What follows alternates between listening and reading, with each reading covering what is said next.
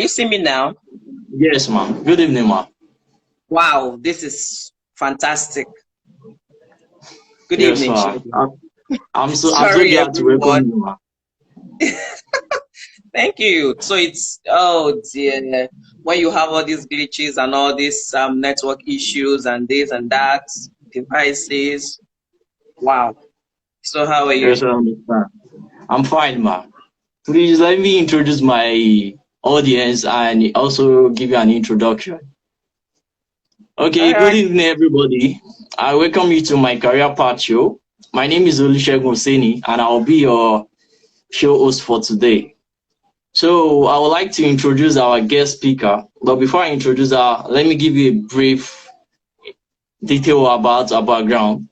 Well, Mrs. Esther Elueme will be our guest speaker for today, and she's an HR manager at Extended Network Company here in Lagos, Nigeria, and she has over 6 years plus experience in the field of HR. Also, during my research, I could see that she's actually one of the best graduating students from the class of 2005 during her Bachelor of Science degree. And also, she came out as one of the best 4 in mass communication in her Masters of Science in 2013/14 set in University of Lagos. And that's a very, very great achievement, ma'am. I'm so glad to welcome you here. Thank So you. you're Thank you, welcome. Shegun. Wow. You're just reeling out all those things as if I wasn't expecting all that. But it's all good. Thank you so much for having me You're here. welcome.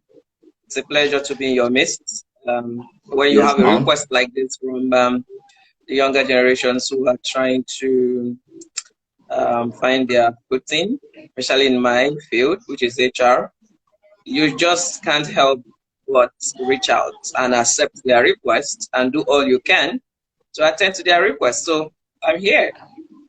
Thank you so much, ma'am. Thank you so much for the request. Right. Thank you so much. Before we begin, I would like to tell you and ask you some things.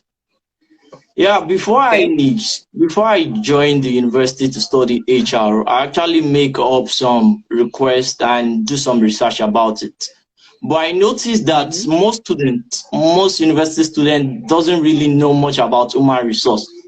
They always feel like it is an underrated course in Nigeria that who study human resource. Some of them even feel like it is. I heard that in some school they normally call it ILR, International Industrial Labor Relation, and while some call it Industrial Relation and Personnel Management, while some university call it human resource management. So that thing has been confusing some students, and they are feeling like maybe I don't think this is a good course. Let me go for economics. Let me go for accounting and all that. So I was like, okay, what can I do to clear the doubt of this student so that to improve most people and students to study this course, because this course is a necessity in every organization and industry.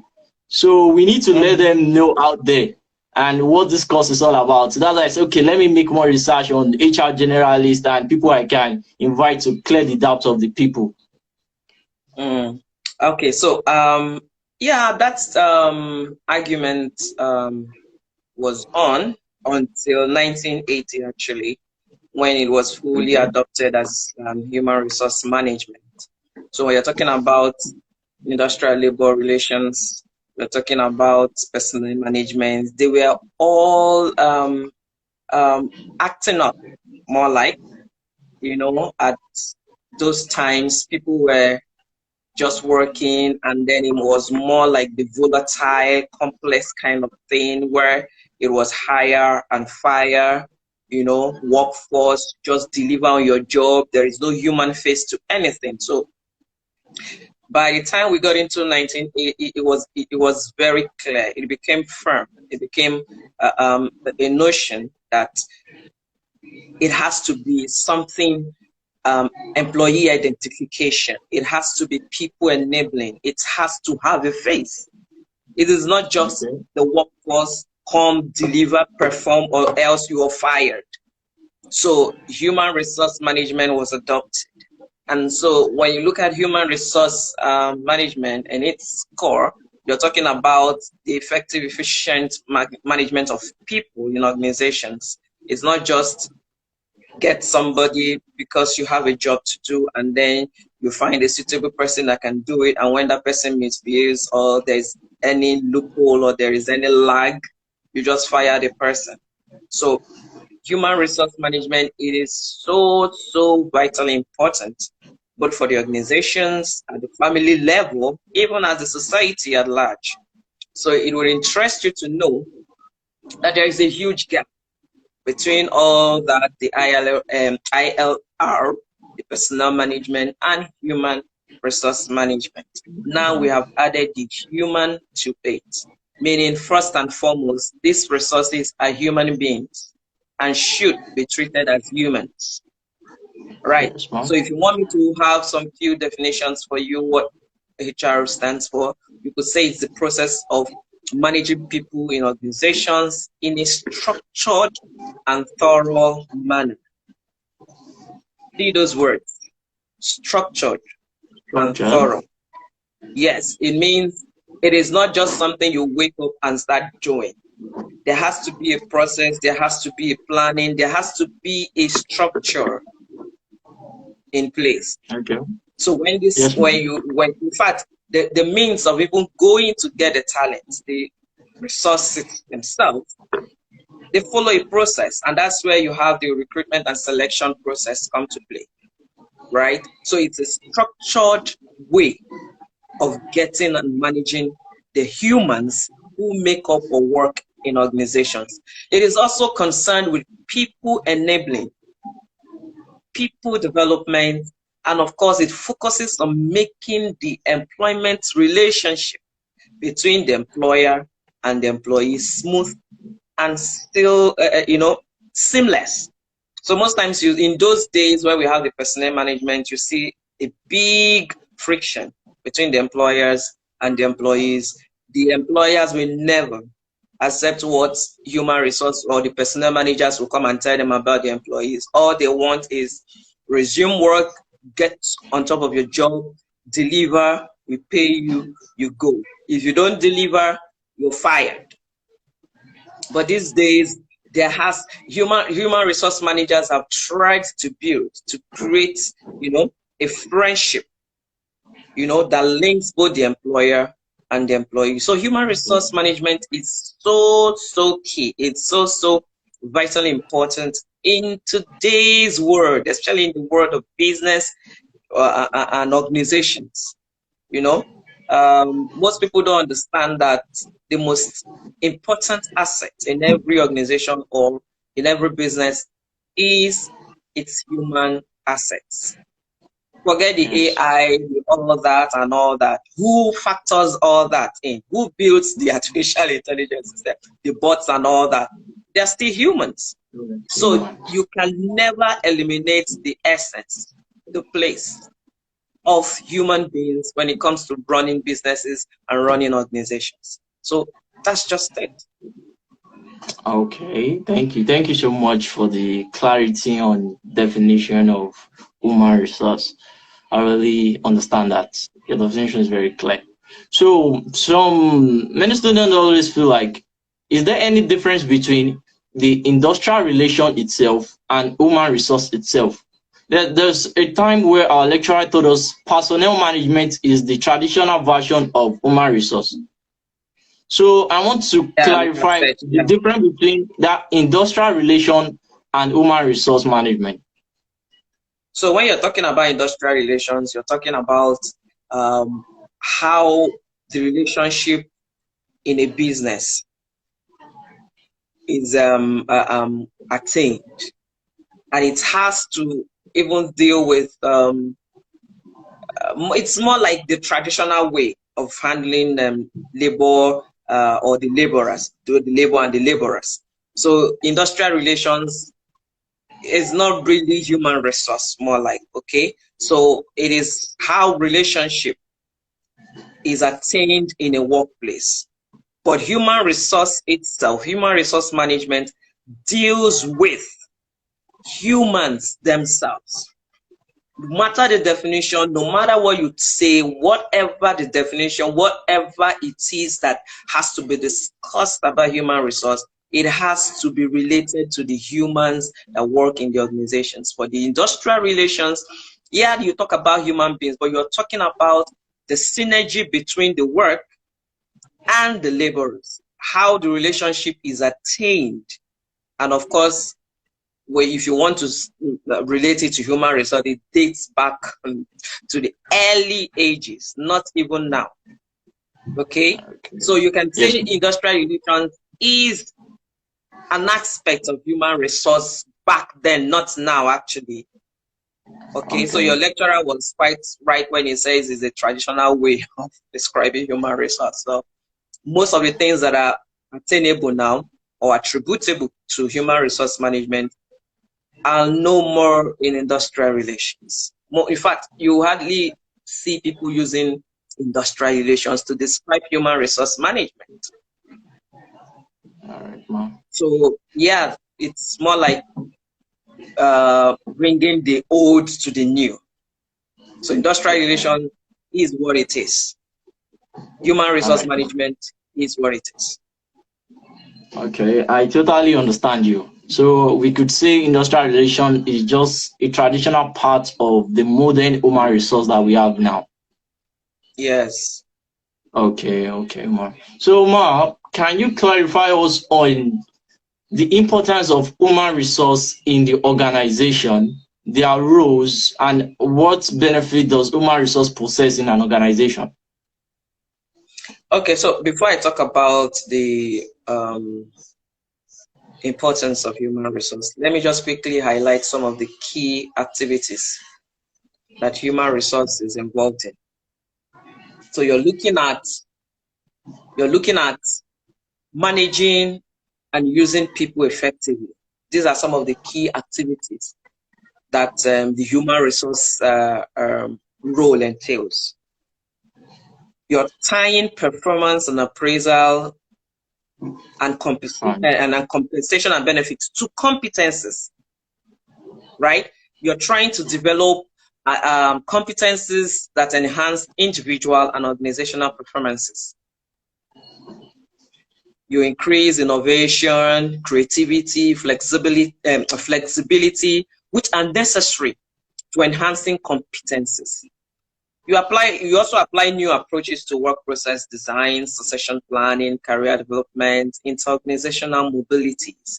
So these are some of the key activities that HR are involved in. If you're HR personnel, you have to know how to manage and use people effectively. It is in fact, this is the core of HR, management of talent, efficiently and effectively, right? You also have to implement policies. You draft, create, or generate policies and procedures that align with the management objectives. Okay, and these days people always tilt towards more like being trying to pity the employees, right? But I keep saying one thing: whenever people are gathered in an organization to perform tasks and get paid, the first thing that brings them there is what? The work. If you don't get the job done, you cannot get the proceeds to take care of you, right? So human resource personnel are very, very key, and these activities must be enshrined in the day-to-day activities of the human resource personnel. Now, when you're talking about the importance of human resource management or human resource executives or personnel, as it were, you are talking about people enabling management, right? I've just talked about it. The core of HR is to get suitable talents for an organization to perform certain roles and tasks. That is the core of HR. Because if there is no human, if there are no people in an organization, who are you managing? So you now see why it is the core of HR, talent acquisition and management. So that is one major importance of human resource management. And then it also talks about one of the importance is inspiration and productive engagement of these resources. It is not enough to acquire resources and don't get them engaged or even inspire them, motivate them to do the work. Yes, I know some people will say, yeah, but I pay you to do the job. Yes, you pay me to do the job, but let it be laced with inspiration, some form of motivation. And that's where you see perks coming in, benefits, whether in cash or in kind, in terms of rewards, sending, buying gifts and all that. So there has to be that inspiration, there has to be that management and motivation. Get the employees, but inspire them to do the job. If you don't inspire them to do it, that's where you hear people say morale zero, morale low, right? I remember those days back in the NYC camp. I actually served in Taraba State, in Jalingo. And then they wake you up at 4:35 a.m. to come and do the morning jogging and all that and all that. And then when we are so tired and all that, then the platoon master will say, morale. You're expecting us to say hi. Usually they say hi. And everybody will say low. So we say dead. I mean, we are so tired and fact that no morale is not high anymore. It's dead and low. You know, the same thing happens with employees. You have to see them first and foremost as human beings. You need to always try to inspire them with your attitude, motivate them with the feedbacks. If they are doing well, please tell them well done. Send them thank you messages at the end of work. Send them text messages at the end of work. You did well today. If you have to buy them gifts, send emails and say, wow, for this job, thank you. Right? Let's not even go back to, let's say, okay, wait for until the end of the year where we do a general, what's it called now? End of the year party, and then we recognize outstanding staff and all that. Do it right on the spot. The same way you criticize them about not doing well, some even shout at their employees or subordinates downlines, the same way you criticize and shout at them for not doing well, it is not advisable to be shouting at your downlines or teammates. It is not.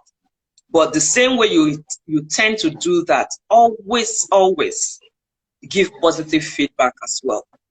Feedback mechanism is very important when it comes to employee management, right? So always inspire productive engagement. Also HR also helps in working up businesses. Yeah, it will surprise you to know that in my current place of work, I was the first employee, and then somebody else joined a month later, and it was just the two of us. We were doing both sales, we were doing the marketing. I was even going to site. I'm not an engineer. I'm not a technical person, but I was going to site to do technical site survey. Yes, TSS, it's called. So you see, I had to assume those roles because HR is the business of the business. I must know what the business is all about so that I'm able to define the business, its objectives, and be able to acquire the right candidates who are suitable to fill the positions that are opening up in the organization. So for me to know all that, for me to be able to acquire the right talent, I must be in the business. I must know the business of the business. So I take to the field. At times I just decide to follow the operations people or the deployment, the project people, and go to field. Let's see what they are doing. So when I'm talking to somebody, I talk from the angle of knowledge. I talk from the perspective of knowledge. I know what I'm talking about, and I know what the company wants. So it's one of the importance of HR. You also try to build up business ideas for top management. HR personnel, they also make sure that the work environment is safe. You have to look at the risk of the work environment. So it's very important that you note all those things as HR personnel. The work environment, is it safe? Do you have fire extinguishers? Do you have entry and exit points? Do you have what's it called, rails on the staircases? Somebody can just fall off without any rails there, right? So these are very, very. Do you have muster points? The work areas, are they safe? Can people move freely? It sounds so trivial, but these are very important. Somebody can just, something can just knock somebody down and the person slumps. So the work areas, work spaces, are they free enough for movement? Can people walk freely, not squeezing themselves, trying to find their ways around? These are very, very important. So as HR personnel, it is important for you to make sure that the work environment is safe for habitation and work. Another importance of HR is the fact that they equip people, not just for the organization. They train people. At times, I say that HR personnel rather, or professionals, are work tools in the hands of God. So you see, God uses HR to equip people intellectually and then help to, hone their skills, help them become better versions of themselves, not just for the work, but even at home. Some of the things that HR, some of the trainings and skills that HR try to bring in the organization, when you get home, you start practicing. I remember my husband, the first time he joined the banking industry, even before we got married, and he had to attend their bank of excellence, and they were trained time management. At times I go through some of his manuals and I'm like, wow, they were really, really grounded. And so you see, when he sees people, eating on the road, just, chewing corn, chewing things, or you say, what is this? What's that? That he won't dare, because now look, they were trained. They were trained not to. That is not a good habit, especially as a professional. You don't just go to the road, buy something from the store, and then you're chewing it along the road or in the vehicle, especially in a public commercial vehicle. If it's in your car, fine. So those are the kind of trainings that HR will do. They equip people not just for the work, but also to be better versions of who they are in their homes and at the larger society. So I hope you have taken note of that very importantly. Yeah.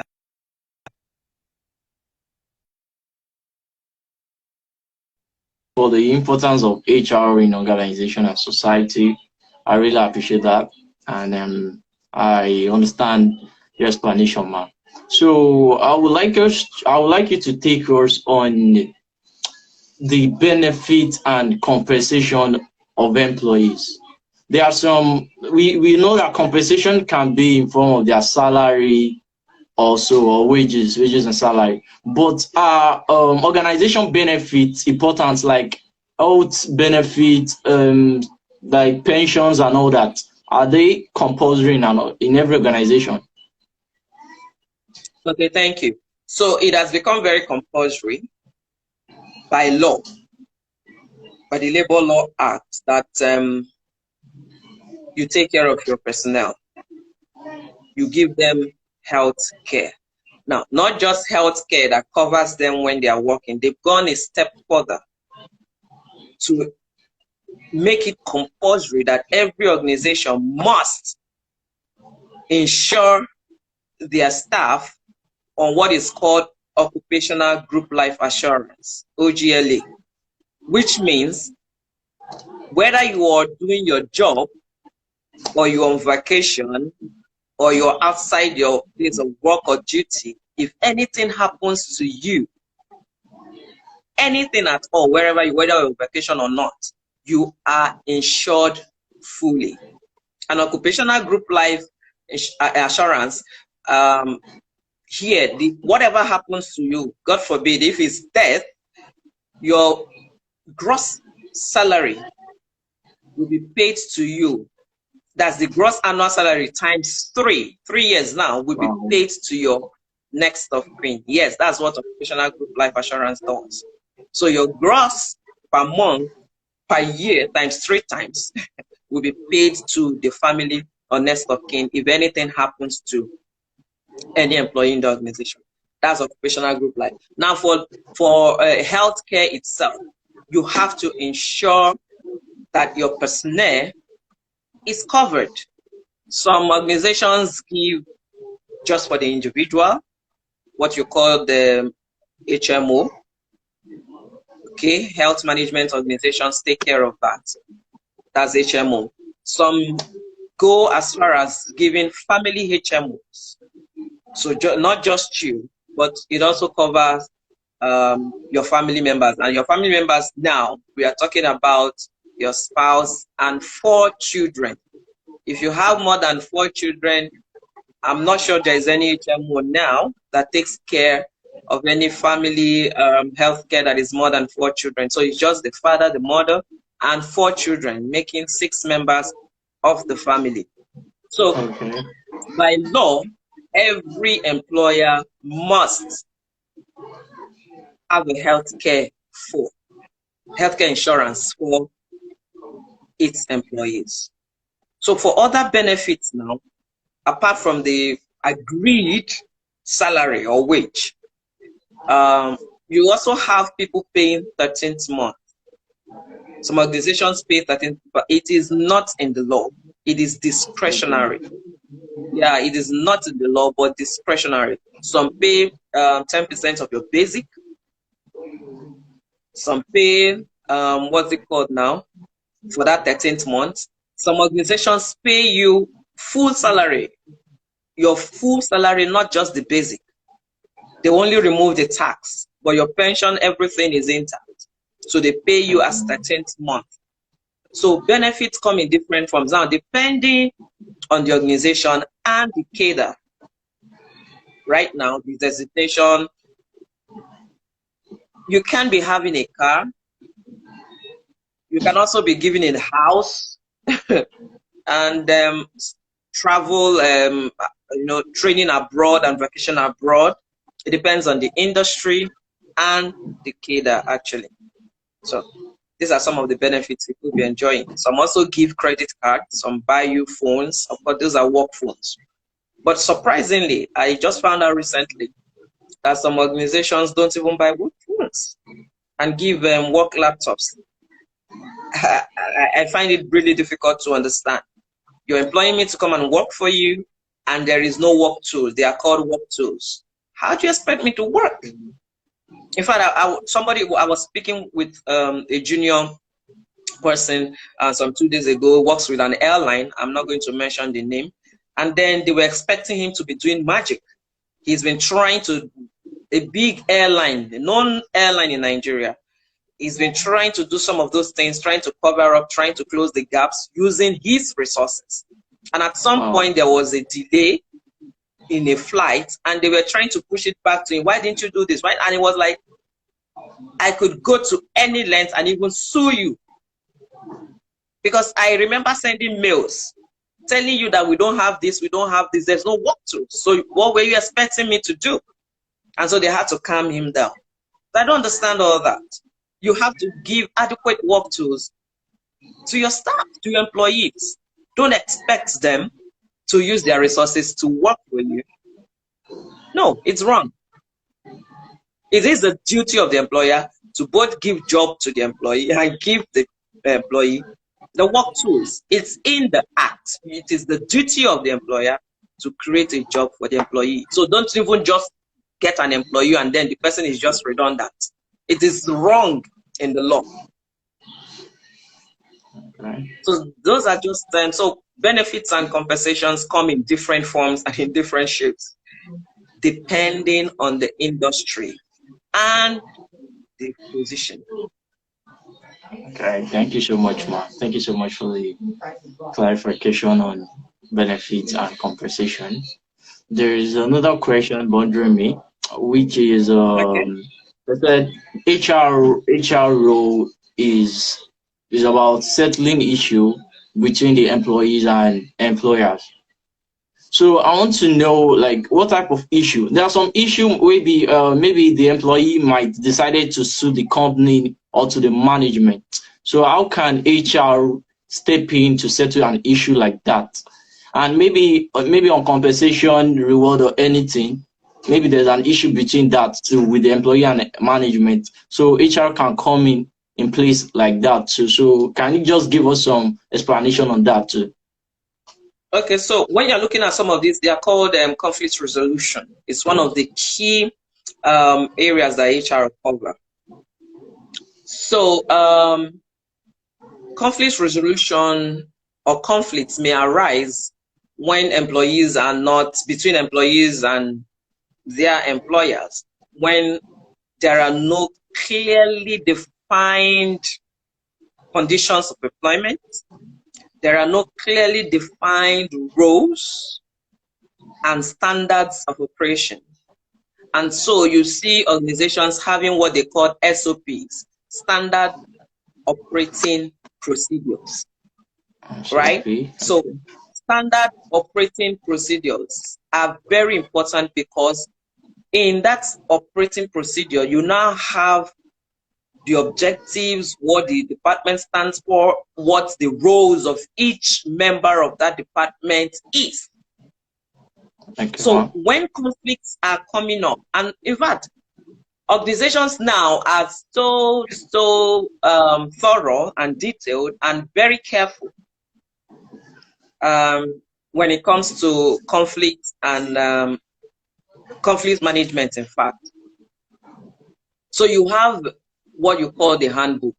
The handbook is typically the in-house policies guiding all the employees in an organization, right? Okay. In there, you have the terms and conditions of work. In there, you have attendance policy, you have annual or what's it called? Yes, vacation policy, you have your dress code, you have your time management, you have your all the policies you can think of, work hours and all that. So it is even in the interest or the benefit, the advantage of the employee to study the handbook upon resumption, because as you're resuming, the handbook, just as your work tools are given to you, the handbook is given to you. It is in your best interest as an employee to go and study the handbook, as well as the offer letter and the conditions of employment. Okay. So in your best interest, study those things and make sure to understand what these things are. So when conflicts can come up, like I said, from when there are no clearly defined operating procedure, no clearly defined conditions of employment, no clearly defined rules and regulations that govern the employees. So an employee can just decide to go away, what you call away without official leave, right?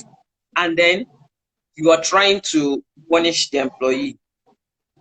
And the employee decides to take it up and say, no, I haven't heard, and tries to prove it. Now, if he goes further to take it up, maybe with a law, and they say, okay, Mr. Employer, do you have any evidence that this person actually went away? And you're like, you don't even have attendance policy. You don't have your clocking device. You don't have your attendance register. And the person is saying, I come to work. So what evidence do you have? And that's why I said conflicts arise when there are no clearly defined conditions of employment, no clearly defined rules and regulations for compliance. And most times these things are tied to carelessness, lack of structure, lack of culture on the part of the employer. So when these issues arise, HR can now step in.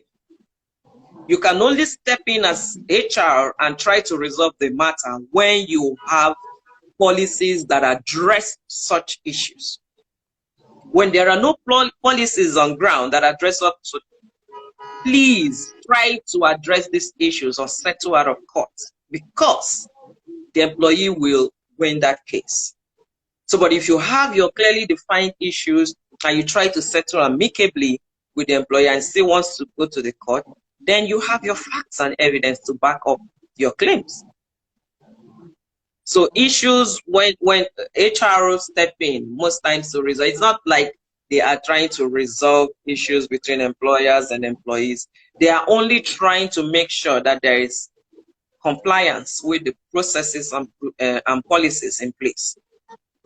They only advise both the employer and the employees on what the right thing to do is. What is the law saying about this thing? And most times, like I'll tell people, everything in an organization has to do with the law and discretion. The law has its place and discretion has its place. So an employee may decide to just not come to work, for instance, for 2 days and not reporting at all, not writing, not saying why or anything, telling anybody, and then also try to claim that he's right. And then the organization, the HR manager will say, when it comes to his or notice, will say, why have you not been coming to work? And the person tries to explain, tries to do this. It's either you follow the book, which is your policies to punish the person, or you just decide to let go and advise. That's where discretion comes. If you follow the books, it becomes law. But if you decide to apply discretion and say, okay, please don't do it. If you have any issues, come to us, let's resolve it and all that. So that's why the human resource executive or personnel or officers are very, very important in organizations. They tend to build, like when I started defining some of their key activities, they try to create an employment relationship between the employer and the employee. So that's what thank you so much. Thank you so much. I understand that too. I really appreciate it. There's okay, I think we can take this part. There's an article I read online that said if an employee has been making some mistakes or has been going out of line of the industry, the management can't just sack or terminate the employee immediately. It has to go through some steps and warnings. Is it possible for an organization or management to just sack immediately without any steps? So I just want you to clarify. When an organization sacks or dismisses, it's called dismissal, right? Without any warning or any, they just decide to sack. It's called dismissal. And dismissals come when there is gross misconduct, classified under what is called gross misconduct. So when you want to warn, let me go back to the first phase. You have minor misconduct, and then you have what we classify as gross misconduct, where dismissals come in. But minor misconduct, it could be like just coming late for a few times, not completing your task as when due, not reporting, sending in the report at the accurate time, or not meeting up with deadlines. This could come in as minor. But for gross misconduct, now, it is not a one-size-fits-all, right? It differs from organization to organization, right? For instance, in my organization, what we term as gross misconduct, you have stealing or fraud, trying to defraud the company, and you are being caught. You also have, we classify fighting, verbal abuse as gross misconduct in our policy document rather. So when you are caught stealing or defrauding the company, or you are caught verbally abusing or fighting in the workplace, you are dismissed. There is no room for sanction or anything. For the minor ones, you have stages of dismissal. We have the verbal warning. We call you and warn you. For the second stage, you have the first written warning. Then the second written warning. And then you have your dismissal. So the employer is even magnanimous, if you ask me, to go through how many stages before dismissal. So if that employee is not showing signs of improvement or recourse, it's obvious the person does not want to work. So you'll be dismissed. And when that happens, we have facts and evidence to show you were verbally warned, and for your and to let you know how these things work, so that the employees don't deny that they were verbally warned. We document it. We send it as an email and title it verbal warning. Okay? We send it in an email and then we file it as verbal warning. Yes. Because most times the employees say, no, we've had cases, no, I was not told, I was not warned, nobody called me and all that, you know. So, but when you have it recorded as documented evidence, you can present it.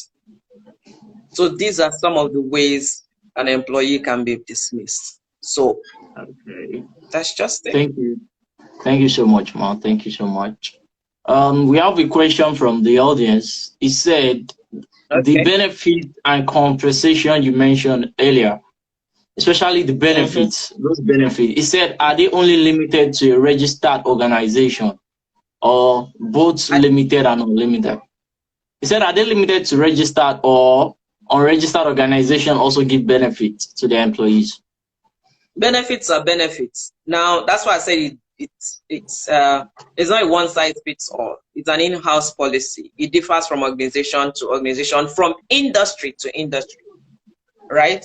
For food and confectionery manufacturing companies, they tend to do more. For oil and gas, they do more, right?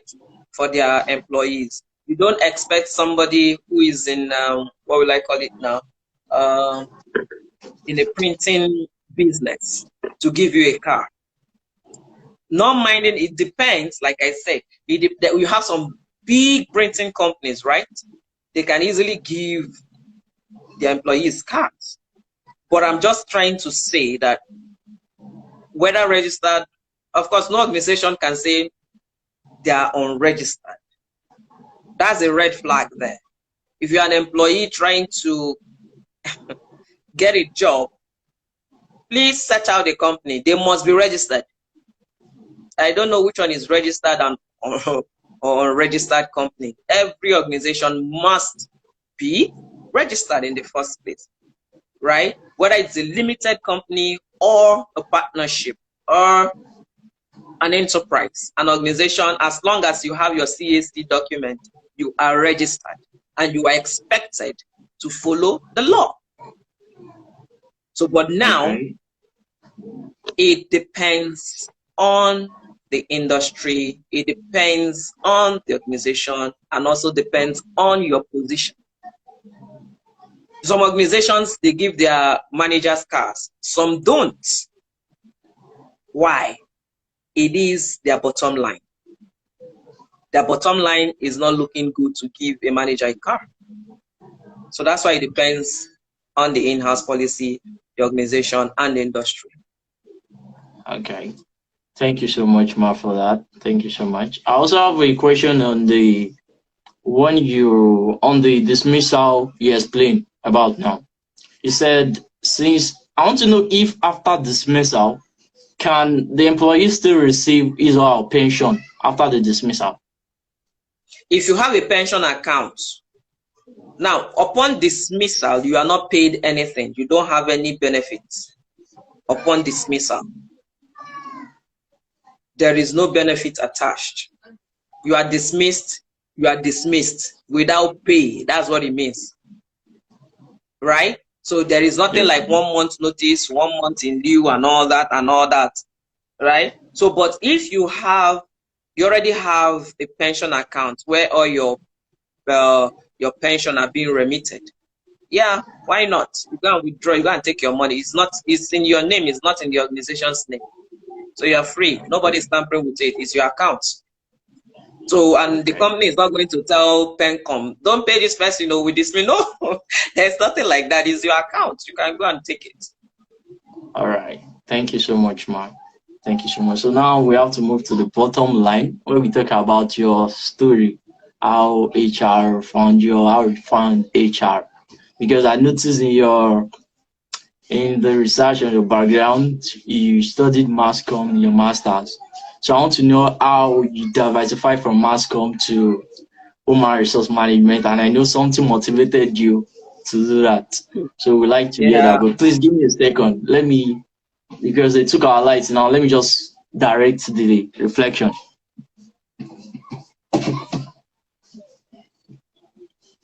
Okay, sorry.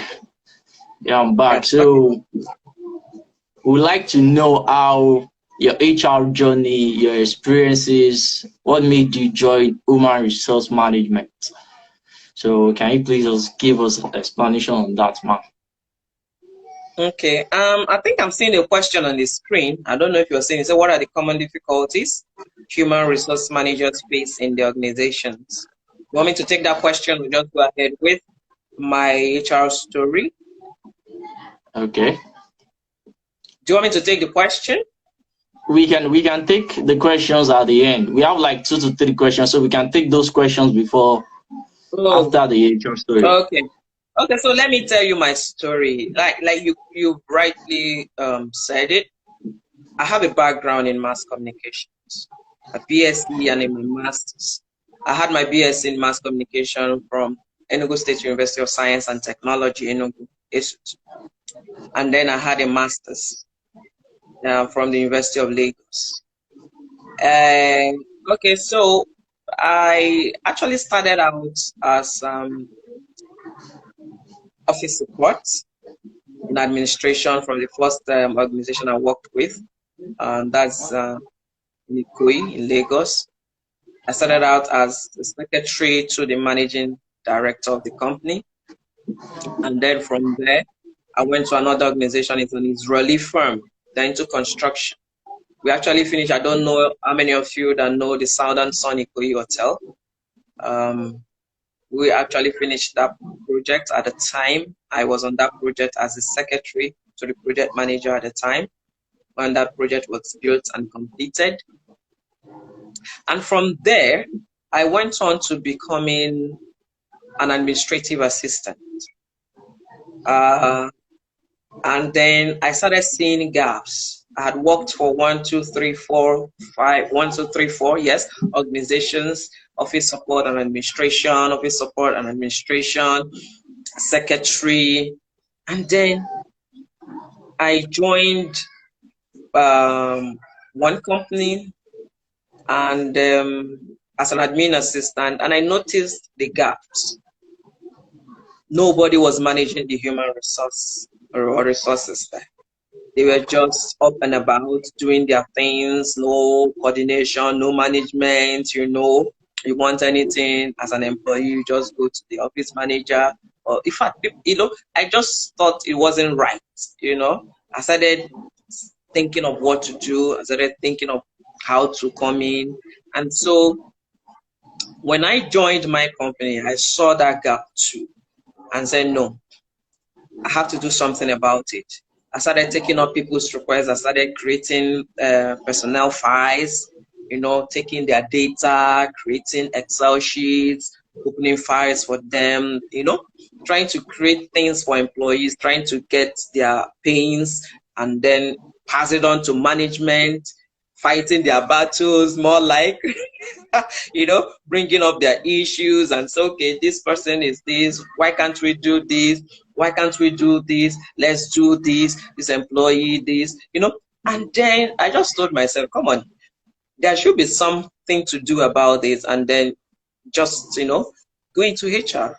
And so I started searching the net and I stumbled on CIPM, Chartered Institute Personnel Management of Nigeria.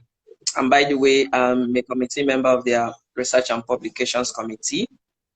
Wow. Yes, I was appointed, by the governing council. And so I thought about it and then searched them out and decided to take up the challenge. I did not talk to the organization to pay for it. I went ahead to pay for it, started the lectures. I went through the education route. I started from professional examination 1 because I already had a master's at the time. So I had to start from professional examination 1. So I did the 1 and did the 2 and passed successfully. And so when I passed and saw my results, and like, I just took a snapshot and sent it to my MD, who was not in town at the time, and said, "Sir, see. And he called me on the phone and screamed, "Wow, that's good news. That's some good news. We need to talk about it. We need to create an HR department. We need to do this. We need to do that when I get to Lagos." And that was how HR found me, right? Wow. Yes, HR actually found me because I was just on my own, jejely, I was just doing my thing. I was just doing my thing, and it was all over my face, like, see here, you need to step in, you need to do something about this thing, you need to do so, you need to take care of these people. And then I said, okay, let's do it. And so HR found me, and here I am today, still trying to grow, trying to improve on my skills, I'm reading, I'm studying. And for you out there, HR personnel, you're aspiring to become known in the industry, please read, and read. Get yourselves acquainted with HR communities. Get yourself acquainted with HR mentors and coaches, the big boys and girls online. Follow them. Try to see because they discuss a lot. They share practical experiences. They share life experiences, things that are happening. And I keep telling you, when I was interviewed by one US company about leadership and communication, I told them, I said, look, I quite get it that culture is something that must be done in organizations. But at the same time, when you are creating policies and processes, look at your immediate environment and the society, right? The things that are working in the US may not work in Nigeria right now. So you have to create policies and processes that your employees understand and can align with, that will help them in the present situation of the economy. I don't know if that is resonating with any of you, but that's what I think. Not minding the fact that a great culture is what it is. You can't take it away. There are standards. Work with those standards and try from that a magnitude of standards and policies, international best practices and all that, try to craft something from it that suits the needs of your organization, your society, and the employees at this time. So that's how I came into HR, and I've been polishing myself. I've been reading wide. I've been attending webinars, and currently I'm trying to get my senior certificate certification in HR from the Society of Human Resource Management in the US as a senior certified practitioner. So you have to read wide. You have to get a great network of people who are already in the field, who have made their marks. Okay, so it's a great field to be in. You must have the heart for the people. So we have been tagged wicked HR. There's HR, everything bad in the organization, they say it's the HR. They say it's the HR. This is wicked HR. Right? So, but the truth of the matter is, you must have that human heart. You must be compassionate and empathetic. Put what you people call humane, you're right? You put it, that human angle with the E, add it. Me, I like calling it, they say it's humane, right? But me, I like calling it the human angle with the E. Put a face to the human resource management. Let people see you smile. Let people see you and understand you. Let people be approachable. People come to me most times in the organization to talk about family issues because they know I will understand and advise, right? So it's not just the work. Yeah, so human resource professionals or personnel are people you can actually confide in. But if you can't confide in them, stay away, because they can be some of them can be very rash at times. So, but in all honesty, human resource management is one of the best fields ever, because they are managing the most important, the most crucial, the most critical part of any business. the human assets. Yes. Yeah, thank you so much. I'm really, really happy with the last statement there. Yeah, that's Because what it is. really, That's what it I is. rarely heard from people saying human resources is actually one of the best course out there. So I'm really happy for hearing that from you. Yeah. So, okay, before we get on with questions of people, you mentioned something on you're applying on taking your senior certificate from abroad. Is that known as SHRM, right? Yeah, the That Society for Human Resource Management. Yes. okay, okay. So for we are just starting, let's say Mm-hmm. maybe after graduation we take CIPM. So Mm-hmm. what's other do you think, because I know there are some other low levels of certificate abroad like AIPR and all that. Yes, So associate. what advice do you Yes, have for us associate. after taking CIPM? Which one do we take So next? yeah, you now the CIPM is what we have here locally, right? You have to, Yes, if you are aspiring to go higher, you have to take other international certifications, right? You also have it's not just the Society for Human Resource Management. You also have the human HCRI, yes, human something. So I know that one exists to HCRI. I know it exists. okay. But if you want to go for a lower um, level of associate, apart from CIPM, you could start with the associate professional human resource for the international Okay. version, which is the APHRI, Ah, right? Yes, that is associate. You start from there and then you grow. But when you want to do that, there are requirements, there are criteria. So you must have attained some level, yes, you must have attained some level of experience, years of experience in the field. It's a major requirement. So you search it on net, they will show you the criteria and you choose the one that best suits your needs. So, but if you okay. want to stay in this field and grow, like I said earlier, you must learn, read, study, learn, read, study, network, attend seminars on human resource, everything follow people who have made their marks locally and internationally. We have a whole lot of them. Try to follow them. Try to see what they are doing. Try to follow discussions. And then just before I go, human resource management, you don't really need to be a generalist. They are broken down into, some broke it down into 5, some broke into 7, right? 7 key areas in human resource management that you can actually major in. And if you go internationally, you'll see people who are, they call themselves talent acquisition specialists. That's the core of HR, like I've explained earlier. You're trying to get the best suitable hands for an organization. People also go into payroll management. You know, if you don't want to be a generalist, as a generalist, that means you must have knowledge of everything in HR. But if you want to major, you major in one, and I tell you, it's really paying off. It's paying off.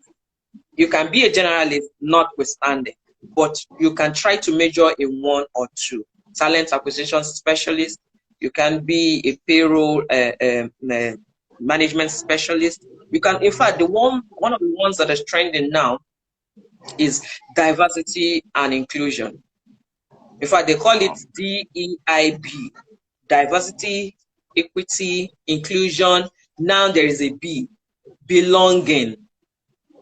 So people are specializing in that area and they are becoming some, sought after internationally.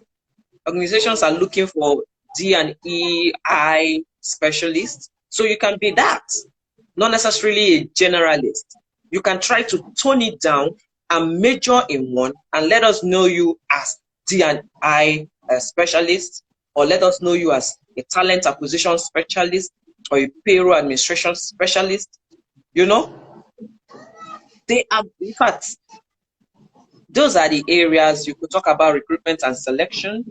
That's for core HR duties. You could talk about onboarding or induction, training and development, L&D, employee benefits and leave management specialists. You can even talk about employee engagement and productivity, shaping the workplace culture. Like me, if you look at my headline, I say let's build culture at workplace together, right? So these are some of the areas you could actually major on. So not necessarily being a generalist. If you think it is going to weigh you down and be too much on your shoulders, please go and look at what human resource management core areas are. Pick one or two and major on them, and let us know you as that. Right? Yes, ma'am.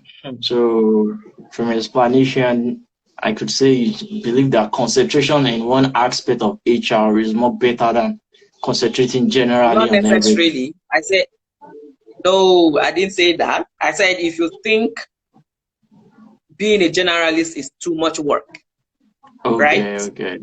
Go and major in one and be a specialist in it and let people know you for it. Talent acquisition specialist or people management specialist, just choose one area. But if you are good, compensation and benefits, what's it called? Specialist, people engagement, employee engagement specialist, just let people know you for one. But if you think you can manage everything and be good in everything, then you are called an HR generalist. That means you must know everything about HR. Okay, thank you so much. It depends on people. For people that can multitask, they should just concentrate on one. Then if you believe you can multitask, then go for generalist. Thank you so much, Ma. I really appreciate it. So I believe by now we can take some questions. So I saw a question from the question and answer button. It said, what are the skills required to work in human resource or as a human resource? What are the skills required as a human resource? I remember I had mentioned some when I was talking. So you have soft skills majorly, and then you also have the tech skills. For the soft skills, you have to be empathetic and compassionate.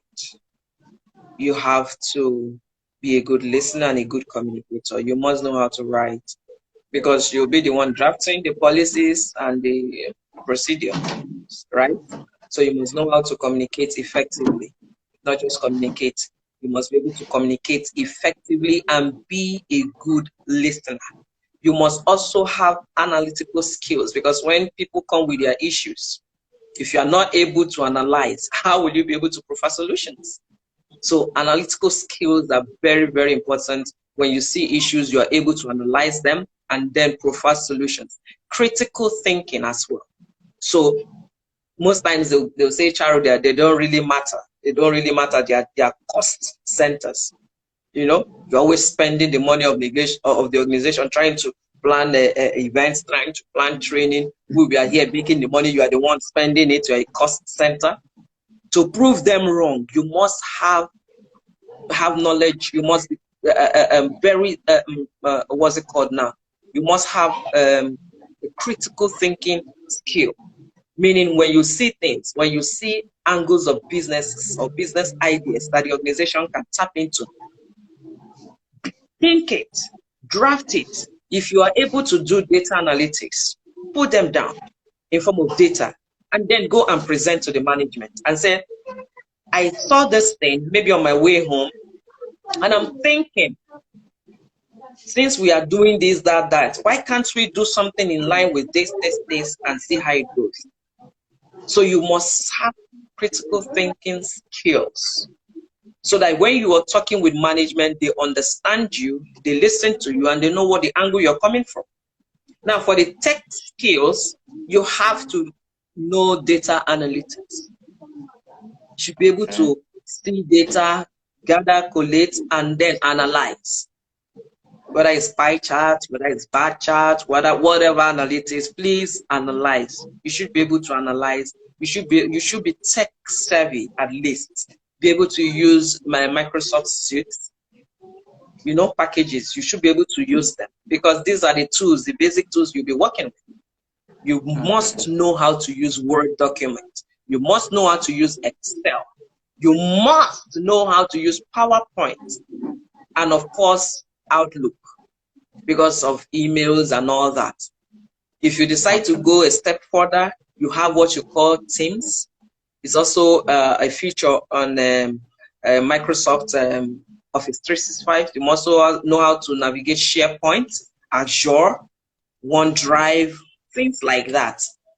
You also need to have knowledge of people analytics. Know how to analyze the workforce.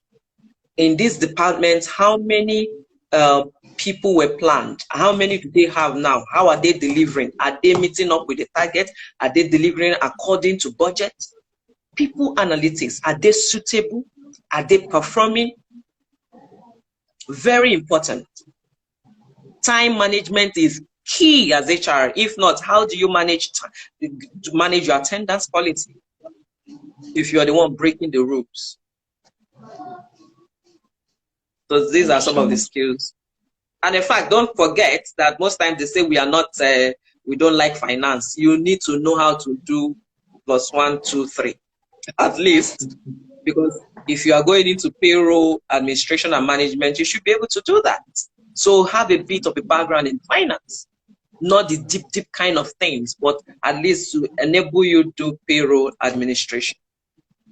Okay. Thank you so much, ma'am. Thank you so much. The next question we have line, he said, what are the common difficulties human resource managers face in organization? So I believe we can use this from your experience as an HR manager.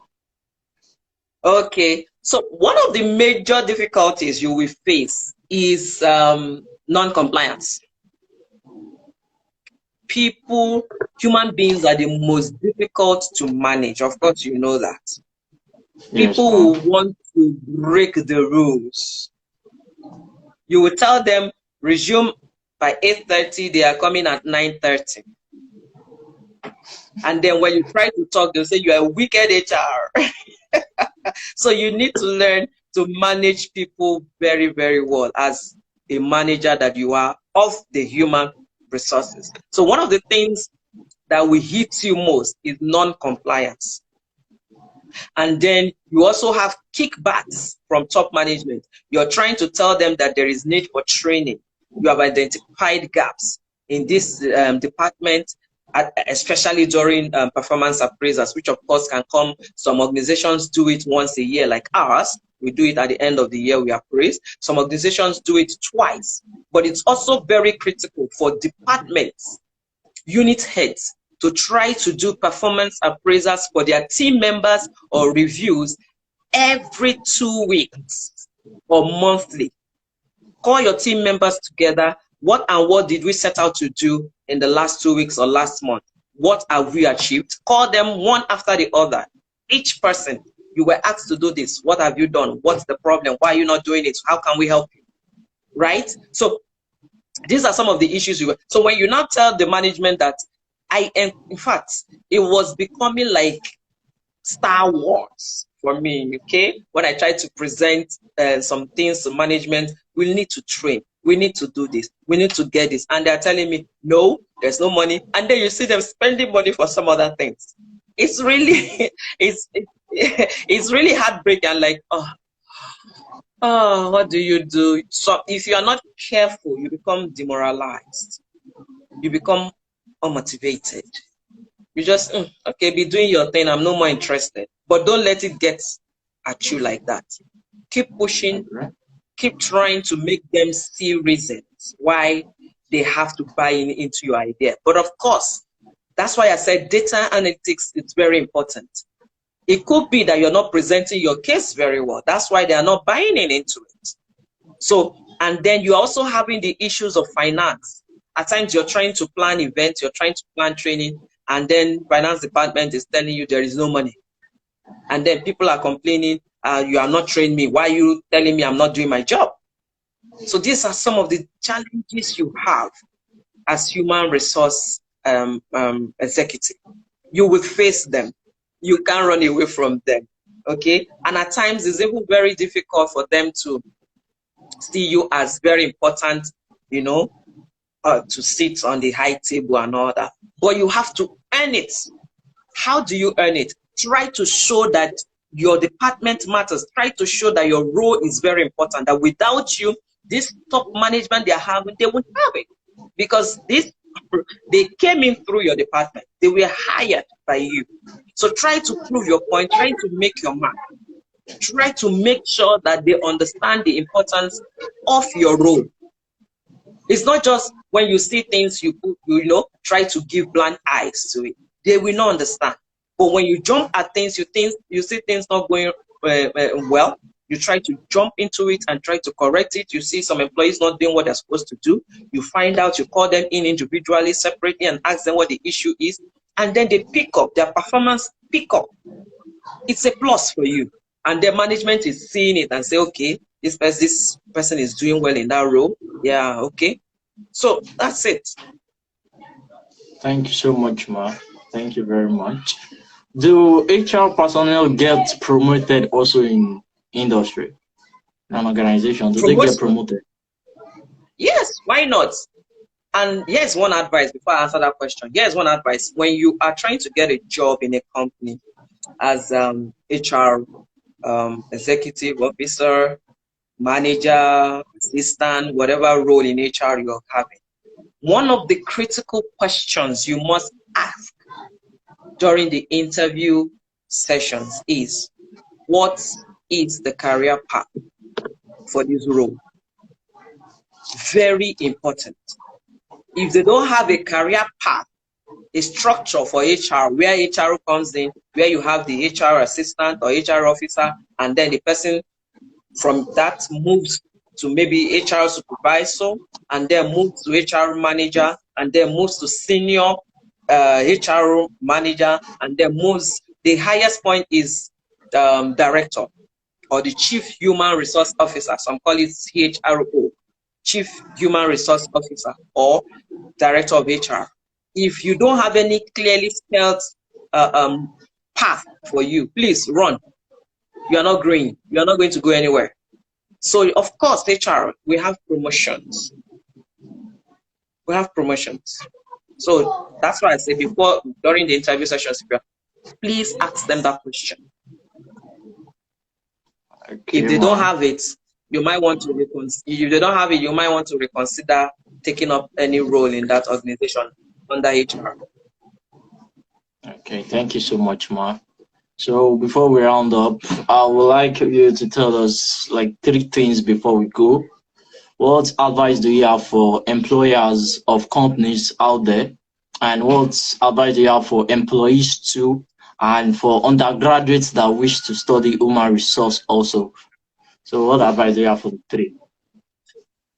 Okay, for employers, I will tell you that I don't know if if you're listening to me, if you have heard about the Great Resignation. In fact, what is ringing right now in the HR world, especially in this part of the country, is the fact that before August ending, some of the most treasured human assets would have japa. What you call japa. There will be a great, yes, according to the predictions, I don't know, but from what we are seeing, and of course, the economy and everything, people are migrating in their thousands. And the predictions have had it that before the end of August, there'll be a massive job resignations. Most of them would have gone abroad to go and take up better job offers. And so as an employer, that employee you think is indispensable, please handle them with care. Handle them with care, because if they leave, you may not get a better one. It's not easy to get good talent these days, I tell you. It's not easy. I recruit and I tell you what it is. There was a position we just filled some months back. Before we could fill that position, it was difficult, right? So you don't have enough of them around. So the talents you have in your organization right now, please inspire, motivate, cash, kind, benefits, perks, whatever it is, allowances, give to them, train them, give them reasons to stay. For the employees, don't think you are indispensable, and don't make yourself indispensable. Don't think you are indispensable in the sense that you just behave the way you like. I'm the boss, I'm the one, I started this company. Somebody else is looking for that position. So if you misbehave, the employer might decide to even get somebody else behind you. Before you know it, they're already grooming somebody and ask you to leave. And then don't make yourself indispensable. And then what I mean is you're trying to prove points that you can do everything. You can do HR, you can do finance, you can do sales, you can do marketing, you can do IT, you can do everything. Please don't make yourself indispensable. Before long, your table will become a dumping ground. Everybody from all departments will be dumping everything on your table. And you find out that your productivity level will drop. You are not even achieving, you are not performing in what you were hired to do. So don't make yourself indispensable. For the aspiring ones, you have heard it all. If you're aspiring to be in HR, please, it's a good place to be. HR management can never go out of date. Forget that thing they say, artificial intelligence, robots will take over your job, not HR. Because HR will also manage the people who are producing the robots or who are building whatever. So it can never go out of the market. Yes, I tell you. So don't be scared. Don't be scared to come in. Be bold. Come in head on. Come in. But once you come in, make sure your heads are like this. You are studying. You are learning. Always attending webinars. Always reading. Building communities. Following people who are already in the field that have made names and made their marks. You can see the evidence. So come in, we are waiting for you. The world is waiting for the world of work is waiting for you. Come and bring in those new changes that the new normal is talking about. Let's see you. It could be you that will bring something now that the HR name will go, and all over the world, everybody wants to become an HR personnel. So come in, we are waiting for you. Thank you. Thank you so much, Ma. I really, really, really appreciate for giving me your time today and clearing us on what human resources and its importance and the benefit of HR to the society. I really appreciate it and I'm impressed. The reason why I'm trying to do this is because these are most things that they won't taught us in school. So we can only learn them from reality, from experience and case studies like this. So that's why I was trying to do a lot of this so people can have the idea before they jump into jobs or applying to jobs so they won't make a lot of mistakes like that. So I really appreciate you very much for clearing us this far. Thank you for the opportunity. Yeah, thank you. Ma. I hope we can do this some other time, and then we are very specific on some areas, but I hope people are able to get something from it. These are just some of the basic things about HR. When you're talking about HR, they're practical things that you see, but have it in mind. When you are working as HR, you have to apply caution and professionalism. You don't want to put yourself in trouble or your organization. It is your job to make sure that no employee sues the company. Yes, it is your job. And that means you have to create policies and processes that are clear, easy to understand and follow. Don't go and create 1,000-page document and expect somebody to be reading page to page. No, right? So it is your duty to get your company out of the law courts.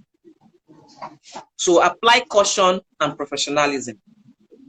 And you must be able to communicate effectively and listen effectively. Very important. Thank you so much, Ma. Thank you very, very much. Actually, this will be our first time taking a topic on HR, and I'll be so glad to take you later and invite you here later in future to take us more on human resource management. So I really appreciate you so much, Ma. And we are looking forward. Thank you too. Thank you too for taking follow your steps because I like those your achievements. I like those your achievements, so I'm looking forward to it. So I'll follow your steps, Mom. Thank So you thank you for so much inviting for me. your Thank time. you. Yeah, thank you for being bold. Thank you for what you're doing. I wish you luck. I know God on your side. This, before you know it, my career path show will become a household name, right? I Yes, wish you all ma'am. the best. You're Right. doing well. Whatever you see, starting out is not rice and beans, right? It's not always Yes, easy. Okay, so whatever you see, just keep going. Don't give up. Keep working on yourself, keep improving, keep working on yourself, and you before long you are there. Well thank you so done. much, ma'am. Thank you so much. I really appreciate. Thank you very much. Thank you too. Thank you for Okay. having me, everybody. Thank you so much. All right, ma'am. Bye. All right. Are Thank we you done? so much. Yes, we're done, ma'am. We're done. Oh, But I okay. think, Thank you. sorry, Have a good ma'am. weekend. Yeah. Can you hold, please? There's someone who asks a last question here. Okay. He said, our online courses like Coursera and others, will it be significant in our resume? Now, whatever learnings you take and you have a certificate, whether it's a certificate of achievement or you actually wrote an exam to get a certificate, everything is the learning process. You have, whether it's Coursera, I'm sure they will give you a certificate of achievement, meaning you have done so learning with them. Yeah, why not? Put it in your resume. It's okay, it's fine. Always try to sell yourself. I keep telling people, whatever you're doing, especially for an interview, when you are talking, talk like a salesman who is desperate. Hmm? You want to sell a product. You want to talk about that product. Won't you, if you're trying to sell a cell phone, you start telling them the features. It has 62 gigabyte. It has this camera. That is how you will sell yourself. So if you have any online learnings that you have done and you have a certificate for it, put it on your LinkedIn profile page. Put it on your CV. Put the cost there. Put the name of whatever it is. Yeah, why not? Okay. Thank you so much, ma'am. Really appreciate that. Yeah, Thank you.